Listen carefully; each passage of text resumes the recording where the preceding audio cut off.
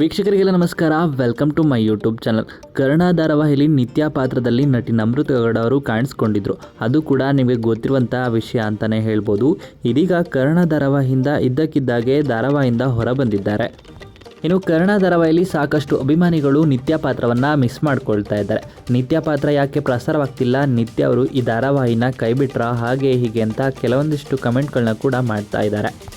ಆದರೆ ಇದೀಗ ಕರ್ಣ ಧಾರಾವಾಹಿಯಲ್ಲಿ ನಿತ್ಯ ಪಾತ್ರಧಾರಿಯಾಗಿ ಕಾಣಿಸ್ಕೊಂಡಿದ್ದಂಥ ನಮ್ರತಾ ಗೌಡ ಅವರು ತಮ್ಮ ಅಭಿಮಾನಿಗಳಿಗೆಲ್ಲ ಗುಡ್ ನ್ಯೂಸ್ ಕೊಟ್ಟಿದ್ದಾರೆ. ಆ ಗುಡ್ ನ್ಯೂಸ್ ಏನಪ್ಪ ಅಂತ ನೋಡೋದಾದರೆ, ನಟಿ ನಮ್ರತಾ ಗೌಡ ಅವರು ಸಿನಿಮಾದಲ್ಲಿ ನಟನೆ ಮಾಡೋದಕ್ಕೆ ಮುಂದಾಗಿದ್ದಾರೆ. ಇದಕ್ಕೂ ಮುನ್ನ ಸಾಕಷ್ಟು ಸಿನಿಮಾಗಳಲ್ಲಿ ಪ್ರಮುಖ ಪಾತ್ರಗಳಲ್ಲಿ ಕಾಣಿಸಿಕೊಂಡಿದ್ದಾರೆ. ಇದೀಗ ಮೊದಲನೇ ಬಾರಿಗೆ ನಾಯಕಿ ಪಾತ್ರದಲ್ಲಿ ಕಾಣಿಸ್ಕೊಳ್ತಾ ಇದ್ದಾರೆ. ಹೌದು, ಮಹಾನ್ ಚಿತ್ರದ ಪೋಸ್ಟರ್ನ ಬಿಡುಗಡೆ ಮಾಡಿದ್ದಾರೆ. ಈ ಪೋಸ್ಟರ್ನ ತಾವು ಸೋಷಿಯಲ್ ಮೀಡಿಯಾದಲ್ಲಿ ಶೇರ್ ಮಾಡಿಕೊಳ್ಳೋದ್ರ ಮೂಲಕ ಖುಷಿ ವಿಷಯವನ್ನು ಹಂಚಿಕೊಂಡಿದ್ದಾರೆ.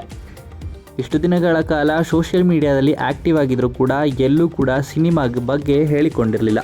ಇದೇ ಮೊದಲ ಬಾರಿಗೆ ಮಹಾನ್ ಎಂಬ ಚಿತ್ರದ ಪೋಸ್ಟರ್ನ ಬಿಡುಗಡೆ ಮಾಡಿರೋದರ ಮೂಲಕ ತಮ್ಮ ಖುಷಿಯ ವಿಚಾರವನ್ನು ಹಂಚಿಕೊಂಡಿದ್ದಾರೆ.